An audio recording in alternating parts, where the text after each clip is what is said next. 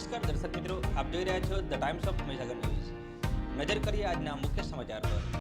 ભાવનગર બોટાદ લોકસભાના સાંસદ તેમજ ભારત સરકારના કેન્દ્રીય મંત્રી શ્રી નીમુબેન બાંભણિયા, ઠાકોર શ્રી વિઘ્નાનાથના તેમજ પરમ પૂજ્ય શ્રી 1008 મહામંડલેશ્વર શ્રી નિર્મળાબાના દર્શને આજ રોજ પડિયાદ પરમ પૂજ્ય શ્રી વિસામણ બાપુની જગ્યામાં ભાવનગર બોટાદ લોકસભાના સાંસદ તેમજ ભારત સરકારના કેન્દ્રીય મંત્રી શ્રી નીમુબેન બાંભણિયા, ઠાકોર શ્રી વિઘ્નાનાથના તેમજ પરમ પૂજ્ય શ્રી 1008 મહામંડલેશ્વર શ્રી નિર્મળાબાના દર્શને આવેલ। પૂજ્યબા અને પૂજ્ય ભૈલું બાપુ દ્વારા નવનિયુક્ત કેન્દ્રીય મંત્રી શ્રી નીમુબેનનું સન્માન કરવામાં આવ્યું। ત્યારબાદ ભાજપ પરિવાર વતી શ્રી નીમુબેનના સન્માન સમારોહનું આયોજન કરવામાં આવ્યું હતું। આ પ્રસંગે પરમ પૂજ્ય શ્રી 1008 મહામંડલેશ્વર શ્રી નિર્મળાબા, પૂજ્ય શ્રી ભૈલું બાપુની પ્રેરક ઉપસ્થિતિ રહી હતી।